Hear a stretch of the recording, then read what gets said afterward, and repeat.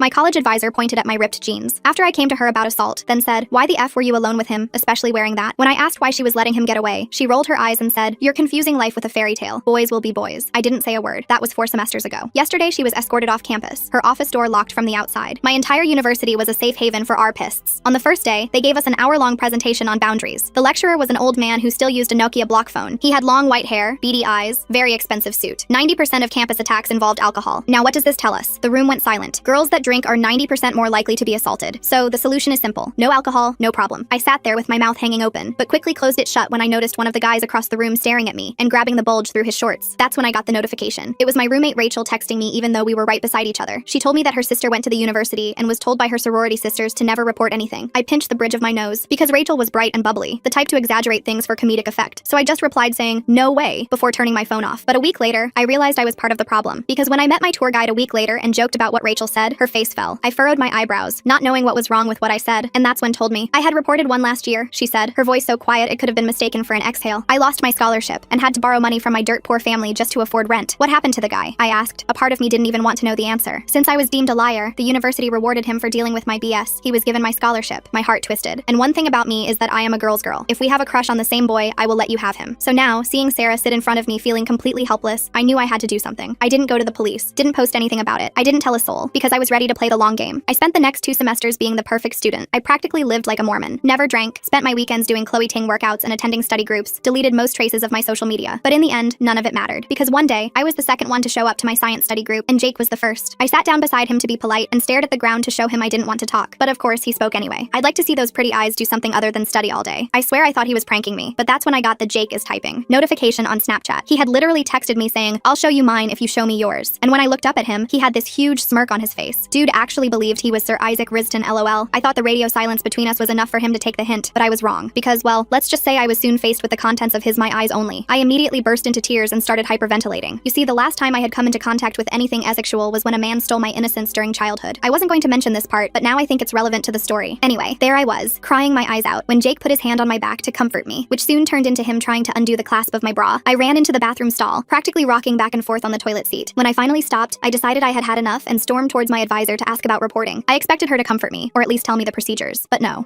Why the F were you alone with him, especially wearing that?" She then pointed to my ripped jeans like they were to blame. I just smiled and walked away, because I had an ace up my sleeve, one that I didn't want to pull out unless I absolutely had to. My daddy was a rich lawyer. He was the one who had put my childhood ARPist away, and I knew he would do anything for me. And I had just recorded our entire conversation. I called my dad that night. He listened to the recording 3 times without saying a word. Then he told me to document everything and keep my head down for now. He said he'd file the complaint himself but needed more evidence first. I trusted him completely. The next morning, Jake was already spreading rumors about me. Apparently, I was unstable and making things up for attention. His fraternity brothers started showing up everywhere I went. They'd sit behind me in the library taking photos. They'd follow me to the dining hall and film me eating. One of them even stood outside my dorm room for 20 minutes just staring at the door. I kept my phone recording constantly. Sarah texted me that night asking if I was okay. She said she recognized what was happening because they did the same thing to her. I told her I was fine, but she could hear the fear in my voice through text somehow. Rachel started acting weird around me. She'd leave the room whenever I entered. She stopped inviting me to lunch. I figured Jake's crew had gotten to her too. Then one night she broke down crying. She told me they'd sent her anonymous messages about her scholarship. They said if she kept being my friend, they'd make sure she lost it. That's when she finally told me the truth about her sister. Her sister was Jake's first victim 2 years ago. She had to drop out after losing her scholarship. Rachel had been carrying that secret since freshman year. I hugged her and told her it wasn't her fault. We both cried for like an hour. The university started their investigation, but it moved at a snail's pace. They scheduled my first interview for 3 weeks out. Meanwhile, my grades started dropping mysteriously. Assignments I'd submitted on time were marked late. Tests I'd aced came back with failing grades. My attendance records showed absences on days I was definitely in class. Someone with admin access was messing with my records. I screenshot everything and sent it to my dad. He hired a private investigator immediately. The PI started digging into Jake's background and connections at the school. Turns out Jake's uncle worked in the administration office. The same uncle who handled Sarah's case, the same uncle who handled Rachel's sister's case. The pattern was obvious. They called me in for a mandatory meeting with 3 administrators. They said Jake had filed a countercomplaint against me for harassment. They showed me edited screenshots of messages that made me look crazy. Messages I'd never sent. Someone had photoshopped whole conversations. I stayed calm and asked for copies of everything. They refused, said it was confidential. I recorded that too. My dad's PI discovered the administrator helping Jake was definitely his uncle. The guy had been there for 15 years. He had access to everything. Student records, complaint files, security footage. He could make anything disappear. And apparently he had been doing exactly that for years. I came back to my dorm one day to find it completely ransacked. Nothing was stolen, but everything was touched. My underwear drawer was dumped on the bed. My laptop was moved. My photos were scattered on the floor. It was a message. They wanted me to know they could get to me whenever they wanted. I installed a hidden camera after that. Sarah reached out again and asked to meet in person. We met at a coffee shop off campus. She looked around nervously the whole time. Then she told me she'd kept copies of everything from her case. The security footage that supposedly got corrupted. The original complaint that supposedly got lost. Even emails from Jake's uncle telling her to drop the case or face face consequences. She'd been too scared to do anything with it. Rachel's sister agreed to meet me too. She still had her original paperwork. The documents the university claimed never existed. She showed me emails from administrators gaslighting her, telling her she was confused about what happened, telling her she was ruining a good young man's future. We started a group chat with encrypted messaging. Just me, Sarah, Rachel, and her sister at first. Then Sarah knew another girl. That girl knew 2 more. Within a week, we had 7 victims all sharing their stories, all with similar experiences, all involving Jake or his friends, all handled by his uncle. Rachel decided to go undercover. She started hanging out with Jake's friend group, pretending she'd ditched me for them. They bought it immediately. Guys like that always think girls will choose them over their friends. She learned about their group chats, their shared drives, the way they talked about us like we were conquests, like trophies. One night, she texted me frantically. She'd gotten into one of their laptops at a party, found a folder labeled wins. It was full of photos and videos of girls from our school, some clearly taken without consent, some showing girls who were obviously too hammered to know what was happening. I felt sick, but we finally had real evidence. My dad's PI had been building a timeline, tracking down former students who'd transferred suddenly, following paper trails of complaints that went nowhere. He found 12 victims over 5 years, 12 girls who'd been failed by the same system, by the same administrator, by the same group of guys who thought they were untouchable. Jake started getting bolder. He'd show up wherever I was, stand just close enough to make me uncomfortable, close enough that I could smell his cologne, the same cologne from that day in the study room. He'd smirk at me, whisper things when no one else could hear, tell me I should just give up, tell me no one would believe me, tell me I was wasting my time. His uncle called me in for another meeting, told me my grades were slipping, that maybe I should consider transferring, that this environment might not be healthy for me. I smiled and nodded and recorded every word. He had no idea what was coming. The other girls were getting braver too. We met in person for the first time, all 7 of us in Sarah's apartment. We compared notes, shared evidence, cried together, laughed together, felt less alone. Some of them had been carrying this weight for years. Finally, having people who believed them changed everything. Rachel kept feeding us information from the inside. Jake's group was planning something big for the upcoming party. They were joking about finding fresh meat, about teaching the uptight girls a lesson. She recorded everything on her phone. We knew we had to act soon. My dad had been working with his legal team, building an airtight case, but he said we needed one more thing. We needed Jake to admit what he'd done, to implicate himself and his uncle, to show the pattern clearly. It seemed impossible. Guys like Jake don't confess. They deny until the end. But I had an idea. I knew Jake's biggest weakness was his ego. He couldn't resist bragging about his conquests, his connections, his untouchable status on campus. So I set up a meeting with him in the library, 3rd floor, back corner, the same spot where everything started 3 months ago. I made sure to arrive early, found a table with good acoustics, and tested my recording app multiple times. The little red dot blinked steadily. Then I waited, watching students filter past with their coffee cups and heavy backpacks, oblivious to what was about to happen. He showed up 20 minutes late on purpose. Classic power move. He sauntered in wearing his usual uniform, khakis, boat shoes, that navy polo with his fraternity letters embroidered on the chest. He sat down across from me with that same smirk that used to make my skin crawl. Now it just made me more determined. I kept my face neutral, channeling every acting class I'd ever taken. Told him I wanted to talk about dropping my complaint. His eyes lit up like a kid on Christmas morning. He leaned back in his chair like he'd already won, man-spreading and taking up more space than necessary. I fed him exactly what he wanted to hear, each word carefully rehearsed. Said I was tired of fighting the system, that my grades were suffering from all the stress, that I just wanted to move on with my life and forget this whole mess. He ate it up like the privileged predator he was. Started talking about how smart I was being, how this was best for everyone involved, how glad he was that I finally understood how things worked in the real world. Then I played dumb, widening my eyes just enough to seem naive. Asked him why the university was so against me, why they seemed to take his side immediately without even investigating properly. That's when his ego took over completely. He started bragging about his uncle, the dean of student affairs, about how many times his uncle had handled situations like this, about how the system was designed to protect guys like him from misunderstandings. He actually used air quotes. I kept asking innocent questions, tilting my head like I was genuinely curious. He kept answering, getting more animated with each response. Told me about Sarah, the scholarship student from last year who'd tried to report him, about Rachel's sister who'd been too traumatized to even finish filing paperwork, even mentioned names I didn't recognize, Jessica, Maria, Ashley, girls who'd left school suddenly mid-semester, girls who'd been too scared to even file reports. He was practically glowing with pride, like he was recounting sports victories instead of destroying lives. Rachel was positioned at another table 15 feet away, recording from a different angle with her laptop camera aimed our way. She'd told Jake's friends she was studying for organic chemistry there. They didn't suspect anything. Why would they? She'd been hanging with them for weeks now, laughing at their stupid jokes, pretending to be impressed by their trust funds, playing the role perfectly while documenting every disgusting thing they said. Jake leaned in close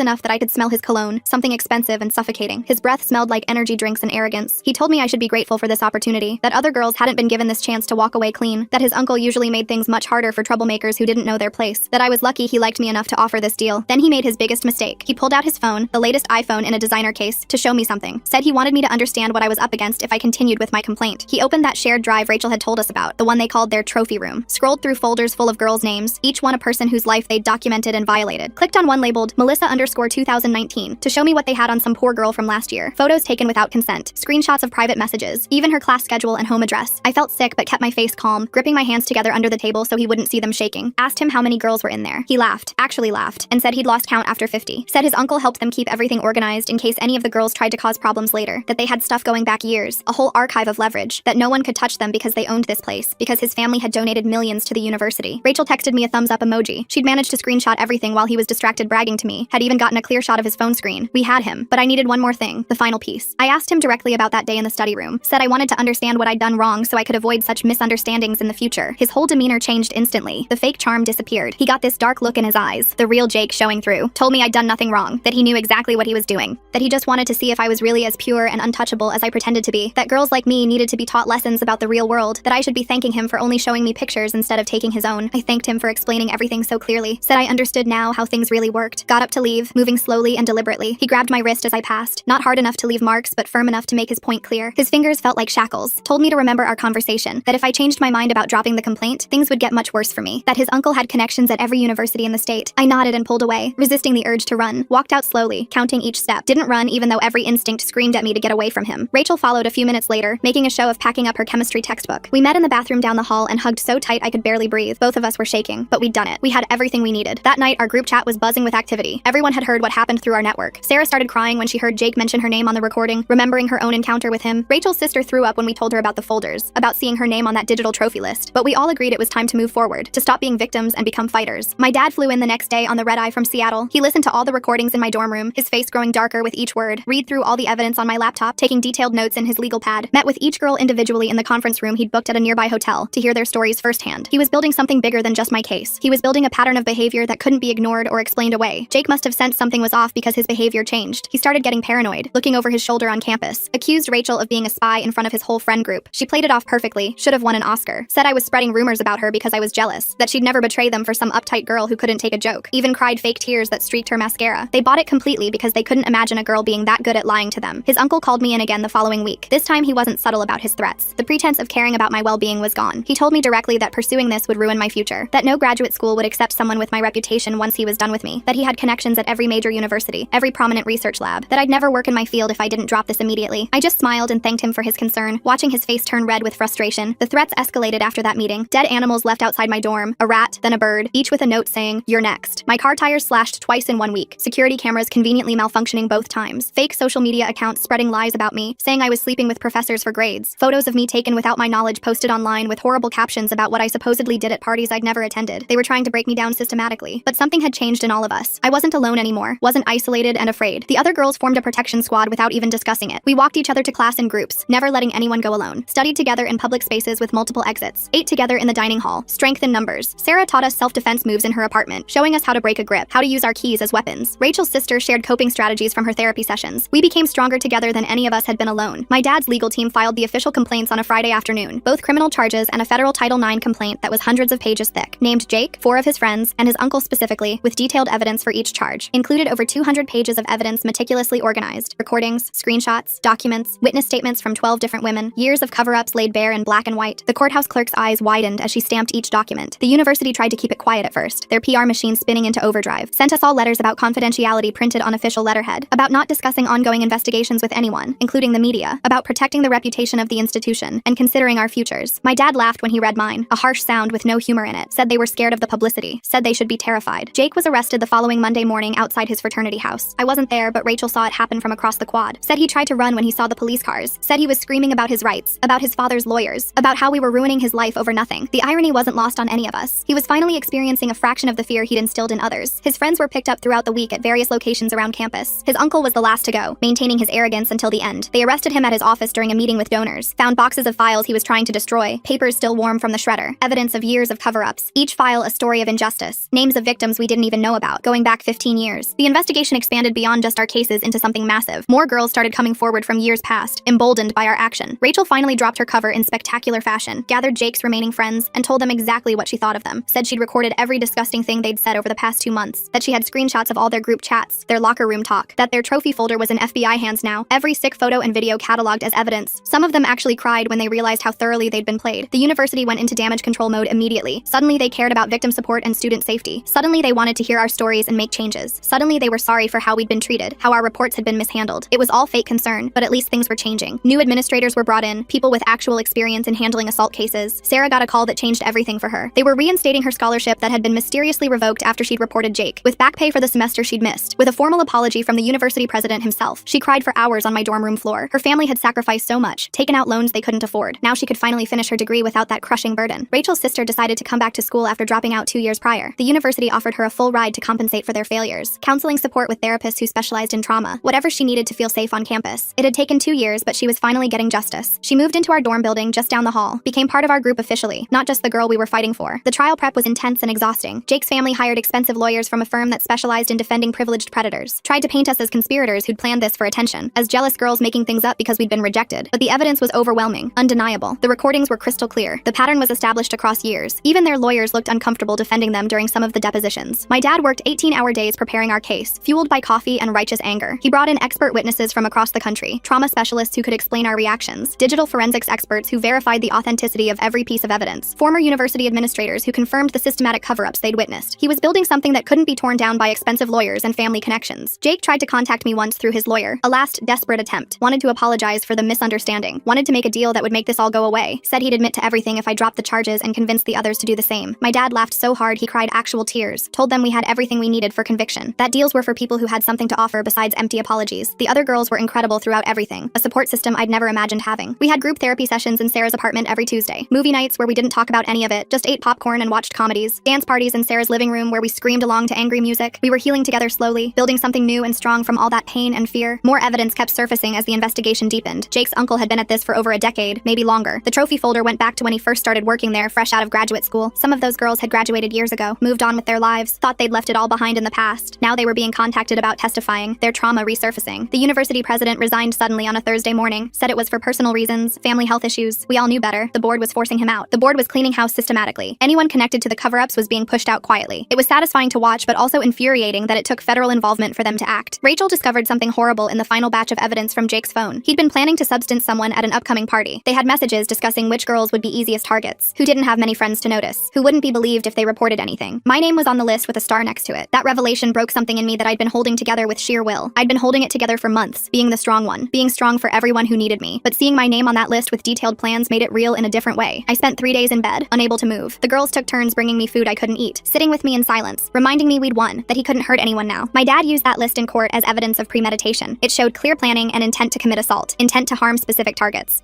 Jake's lawyers tried to argue it was just talk between college boys, just jokes between friends that were taken out of context. But combined with everything else, it painted a clear picture for the jury. These weren't mistakes or misunderstandings. This was predatory behavior from someone who'd been enabled his whole life. The university settled the civil suits quickly and quietly. They couldn't afford the publicity of a drawn-out trial with daily news coverage. Each victim received substantial compensation, scholarship reinstatement for those who'd lost funding, formal apologies that actually acknowledged wrongdoing, policy changes named after us that would protect future students. It wasn't enough for what we'd endured, but it was something tangible. Jake's uncle pled guilty to avoid the spectacle of a trial. Couldn't face having all his crimes laid out publicly for his colleagues to see. He got 5 to 7 years in federal prison, lost his pension he'd built over decades, his reputation in academic circles destroyed forever. Everything he'd built by destroying others crumbled. He looked small in his orange jumpsuit at sentencing, pathetic and ordinary without his power. The criminal trial for Jake and his friends took months of preparation and testimony. We all testified over several days, faced brutal cross-examination from defense attorneys, relived our worst moments in front of strangers who were judging our credibility, but we did it together as a united front, supported each other through the hardest questions, held hands during the worst parts when they showed evidence, refused to be broken by the process designed to break us. Jake took the stand in his own defense against his lawyer's advice. It was a catastrophic mistake. He couldn't help himself, the narcissism too strong, started lying about things we had recordings of him saying, got angry when confronted with his own words, showed everyone in that courtroom exactly who he really was beneath the polished exterior. His lawyers looked defeated as he destroyed his own case. The jury deliberated for less than a day before returning. Guilty on all counts: assault, conspiracy, harassment. Jake got 8 to 12 years in state prison. His friends got various sentences based on their level of involvement. When they read the verdict, Jake's mom screamed from the gallery, called us liars and whores, had to be physically removed from court by bailiffs. I felt nothing but hollow victory. After it was over, we all went to Sarah's apartment in silence, ordered pizza that sat mostly uneaten, cried until we had no tears left, laughed at things that weren't funny, felt empty and full at the same time, drained but complete. Justice had been served, but it didn't erase what happened to us. Didn't give us back the time we lost to fear, the innocence stolen by predators. But it was something real and final. The university implemented new policies within months, independent reporting systems run by trained professionals, mandatory training that actually addressed consent and bystander intervention, support services run by people who understood trauma and believed survivors. It wasn't perfect, but it was better than before. Future students would be safer because we fought and won. I started speaking at other schools the following semester, sharing our story to packed auditoriums, warning about the signs everyone missed, teaching girls to trust their instincts when something felt wrong, to support each other instead of competing, to document everything because memory could be questioned, to never give up even when the system failed them. My dad came to every speech when he could, said he was proud of me afterward, that I was stronger than he ever imagined possible. Sarah graduated with honors that spring, gave a speech at commencement about resilience and finding strength in community, about finding your voice when others tried to silence it, about the power of believing survivors and standing together. She got a standing ovation that lasted 5 minutes. Jake's empty seat in the audience said everything that needed to be said about consequences. Rachel's sister finished her degree too after returning, walked across that stage with her head held high and shoulders back. Her family cried in the audience. Rachel cried beside me. We all cried together. It had been a long journey back, but she made it. Proved that they couldn't destroy destroy her spirit, that she was more than what happened to her in that dark room. Our group stayed close after graduation, bonds unbreakable. We had connections forged in fire and struggle, understanding born from shared trauma and triumph, love that came from seeing each other at our absolute worst and choosing to stay anyway. We were more than survivors now. We were sisters in every way that mattered, warriors who'd fought together, champions for each other, and those who came after. The ripple effects continued for years afterward. Other universities started investigating similar patterns of cover-ups. More administrators were exposed and removed. More victims found justice and closure. We'd started something bigger than just our individual cases. We'd changed how these things were handled systemically, made it harder for predators to hide behind institutional protection. I still have nightmares sometimes that wake me in cold sweats, still flinch at certain smells that bring me back, still feel my heart race in empty study rooms with no windows. But I also feel proud of what we accomplished, strong in ways I never imagined, connected to something bigger than myself or my trauma. We'd faced monsters and won decisively, protected future students from similar harm, refused to be silenced by power and threats. Jake will be out eventually on parole. His uncle too if he serves minimum time. They'll have to register as offenders for life, live with restrictions on where they can work and live, face consequences for the rest of their lives wherever they go. It's not enough for what they took from us and others, but it's something tangible. And sometimes something has to be enough to move forward. The university put up a plaque in the library last year, right where Jake cornered me that first time. It talks about consent and respect, about resources for those who need help, about the importance of believing survivors and taking action. I like to think of him seeing it when he gets out someday, knowing that spot where he felt powerful and untouchable now stands for everything he tried to destroy, that his hunting ground became a monument to his downfall. We won in every way that mattered. It cost us everything, but we won completely. And now when I tell this story to new audiences, I don't shake anymore from remembered fear. Don't cry from the pain of memory. Just feel proud of what we accomplished together, of who we became through struggle, of the girls we protected by refusing to stay silent when silence was expected, by playing the long game with patience, by winning against those who thought they were untouchable. I spent the next few weeks trying to get back to normal, started going to classes again, eating regular meals, sleeping through the night without waking up in panic. The other girls and I still met up twice a week at Sarah's place. We'd order Chinese food and watch trashy reality TV. Nobody talked about the trial or what came next. We just existed together in comfortable silence. Then one Tuesday my phone buzzed during chemistry lab. It was my dad. Jake's family was appealing the verdict. They'd hired some hotshot lawyer from New York. Guy specialized in getting rich kids out of trouble. My hands started shaking so bad I dropped my test tube. The TA asked if I was okay. I wasn't, but I nodded anyway. The lawyer started a media campaign immediately. Went on every podcast that would have him. Said we were a coordinated group of liars. That we'd planned this whole thing for money. That the university settlement proved we were just after cash. He had this smooth way of talking that made lies sound reasonable. Made Jake sound like the real victim. Rachel found the interviews first. Sent them to our group chat at 2 a.m. We all stayed up listening to this man twist our truth into something ugly. He claimed the recordings were edited. That we'd seduced Jake and his friends for evidence. That my dad had coached us all on what to say. Every word felt like being assaulted all over again. Sarah wanted to respond publicly. Do our own interviews. Set the record straight. But my dad said no. Said it would only give them more ammunition. That we'd won in court where it mattered. That public opinion couldn't change the verdict. He was right, but it still hurt watching people online debate whether we were telling the truth. The appeals process meant more meetings with lawyers, more depositions, more questions about every detail of our lives. Jake's new lawyer was worse than the others. He'd ask about our dating histories, our social media posts from high school, whether we'd been drinking at parties freshman year, trying to find anything to make us look bad. I started getting messages from strangers, some supportive, most not. They'd found my Instagram even though it was private, somehow got my phone number, my email. Random numbers would call at 3 a.m., breathing heavy, whispering threats, saying they knew where I lived, that Jake was innocent, that I'd ruined a good man's life. Campus security increased patrols around our dorms, but they couldn't be everywhere. I'd see guys who looked like Jake's friends and panic, run to the nearest building, hide in bathrooms until my heart stopped racing. Later I'd realize they were just random students, but in the moment my body couldn't tell the difference. Rachel's mental health started deteriorating. She'd been so strong during the trial, our secret weapon, but the aftermath was crushing her. She stopped going to classes, stopped showering. Her roommate called me worried, said Rachel hadn't left her bed in 3 days, just stared at the ceiling playing the same song on repeat. We staged an intervention of sorts, all showed up at her dorm with her favorite snacks, didn't leave until she talked to us. She broke down completely, said she felt guilty for betraying Jake's friends, even though they were monsters, even though she'd done the right thing. She couldn't shake the feeling that she was a terrible person. Sarah's family started getting calls too. Her little sister was being bullied at school, kids saying her family was full of liars, that Sarah had made everything up for attention. Her parents wanted her to come home, transfer schools, start fresh somewhere nobody knew her name, but Sarah refused to run. The university tried to distance themselves from the whole situation, stopped returning our calls about the promised policy changes. The new support services were understaffed and underfunded. The independent reporting system was run by one overworked counselor. Everything they'd promised was falling apart already. My grades were suffering from all the stress. I'd been pre-med since freshman year, had a 3.9 GPA before all this started. Now I was barely passing organic chemistry, couldn't focus during lectures, kept having flashbacks during labs. My advisor suggested taking a semester off, but I couldn't let them win like that. Jake's uncle got transferred to a minimum security facility, some country club prison with tennis courts. His lawyer argued he wasn't a physical threat, just a white-collar criminal who destroyed evidence. The judge agreed, said he'd served enough time in regular prison. It made me want to scream at the injustice. Then something shifted. A journalist reached out through my dad, real investigative reporter, not some podcaster looking for clicks. She'd been following our case for months, had done deep research into Jake's family, found patterns going back generations, wanted to tell the real story if we'd cooperate. We met her at a diner off campus. She was older, maybe 50s, had kind eyes and rough hands, showed us her previous work exposing corruption, sex trafficking rings, corporate cover-ups. She wasn't interested in drama, just facts, just truth. We agreed to work with her. She spent weeks interviewing each of us separately, asked hard questions but respectfully, actually listened to our answers, fact-checked everything we said, dug into court records, university finances, found connections we we'd missed. The story was bigger than even we'd realized. Jake's family had been donating to the university for decades, not just normal donations, targeted ones, to specific administrators, to specific programs, always right after someone in their family got in trouble. Jake's older brother had similar accusations in high school, all buried with money. The article came out on a Monday morning, front page of a major newspaper, picked up by wire services immediately. It laid out everything in devastating detail: the systematic cover-ups, the financial connections, the generational pattern of abuse, names, dates, dollar amounts, all verified and fact-checked. Jake's family lawyer went silent after that. No more podcasts, no more interviews. The appeal suddenly stalled. Their PR firm dropped them as clients. Other victims started coming forward, not just from our university, from Jake's high school, his brother's fraternity at another college. The pattern was undeniable. The university board called an emergency meeting. This time they couldn't ignore it, couldn't claim ignorance. The article had exposed too much. Alumni were pulling donations. Parents were threatening to pull their kids. The damage to their reputation was catastrophic. They needed to act decisively. They fired 3 more administrators who'd been named in the article, launched a real investigation into decades of cover-ups, hired an outside firm to overhaul their entire reporting system, allocated actual money for victim support services. It was everything they should have done initially. Rachel started getting better after the article came out, said seeing the truth in print made her feel validated, like she hadn't imagined how bad it was. She started going to therapy twice a week, taking her medication regularly, slowly returning to herself, still fragile but fighting. Sarah got into her dream graduate program, full scholarship to study public policy, wanted to work on legislation protecting students, make real systematic change. Her family was so proud. Her little sister wrote her college essay about having a hero for a sister, made us all cry when Sarah shared it. I managed to salvage my grades somewhat, retook organic chemistry over the summer, got my GPA back above 3.5. Not what it was before, but respectable. My med school applications talked about overcoming adversity, about fighting for justice. Some schools rejected me, others saw strength in survival. Jake's appeal was formally denied. His lawyer withdrew from the case. His family stopped visiting him in prison. Even they couldn't pretend anymore. He was truly alone with the consequences of his actions. No money or connections could save him now. He'd have to serve his full sentence. More universities started reaching out, wanting us to speak about our experience, help them reform their systems. We started a consulting firm of sorts, reviewing policies, training administrators, making sure other students wouldn't face what we did, turning our trauma into something productive. The nightmares faded slowly. Therapy helped, time helped, having each other helped most. We'd text at random hours, share memes, complain about normal things, boys who ghosted us, professors who assigned too much reading, regular college problems that felt like gifts after everything. Rachel's sister graduated with her social work degree, got a job at a crisis center, helping other survivors navigate the system. She said our fight had inspired her career choice, that she wanted to be the advocate she'd needed, to make sure nobody felt alone in their worst moments. I ran into one of Jake's former friends at a coffee shop. He looked away immediately, practically ran out the door, left his expensive latte on the counter. It was a small moment, but satisfying. They'd all transferred schools after the article. Couldn't handle everyone knowing what they'd done. The trophy folder evidence led to more investigations. FBI got involved, found similar groups at other schools. A whole network of entitled predators sharing tactics, sharing victims. The investigation expanded nationally. Our case had exposed something massive and systemic. My dad framed the newspaper article, hung it in his office, said it was the case he was proudest of, not because of the legal victory, but because we'd changed things, protected future students, refused to be silenced by power and money, made real lasting change. Sarah started dating someone new junior year, nice guy from her statistics class. She was terrified at first, kept waiting for him to reveal some horrible secret, but he was just genuinely kind, patient with her triggers, understanding about her past, proof that good men existed. We all went to Rachel's graduation together, cheered embarrassingly loud when she walked. Her parents cried, her sister cried, we all cried again. She'd almost dropped out so many times, but she made it. Graduated with honors in psychology, planned to get her doctorate. The university put up a memorial garden, named it after all of us, had benches with plaques telling our story. It was beautiful but also strange, seeing our trauma memorialized in landscaping, but students would sit there studying, reading the plaques, learning what happened. That mattered. Jake wrote me a letter from prison. My dad intercepted it, asked if I wanted to read it. I said no. Whatever he had to say didn't matter. His words had no power over me anymore. My dad had it destroyed, said it was probably manipulation anyway, an attempt to maintain control. We started a scholarship fund with part of our settlement money for students who'd experienced assault, who needed financial help to stay in school. The university matched our contribution. It grew every year, helped dozens of students continue their education, something positive from all that pain. I got into medical school eventually. Not my first choice, but a good program. Specialized in trauma-informed care. Wanted to be the doctor I'd needed, who understood that healing wasn't linear, that trauma lived in the body, that believing patients was the first step. The 5-year anniversary of the trial passed quietly. We all met up for dinner. Nobody mentioned what day it was, just caught up on life, jobs, relationships, normal things. We'd integrated the experience. It was part of us, but didn't define us anymore. We were more than survivors now. Jake's uncle died in prison. Heart attack apparently. He was only 55. Jake wasn't allowed to attend the funeral. His family didn't want him there anyway. They'd disowned him completely. Changed their last name even. Wanted no connection to what he'd done. The changes at the university became a model for others. Federal guidelines were updated based on our case. Training programs implemented nationally. It wasn't perfect, but it was progress. Real systematic change that would outlast all of us. Our names attached to something meaningful. I still see Sarah regularly. She works in DC now, drafting legislation, making change at the highest levels. Rachel's a therapist specializing in trauma, helps other survivors find their voice. Her sister runs a nonprofit. We all found ways to transform pain into purpose. Sometimes I walk past that spot in the library, where it all started. The plaque is still there. Students sitting nearby studying, oblivious to the history. And that's okay. They're safe because we weren't, because we fought, because we won. That's enough for me.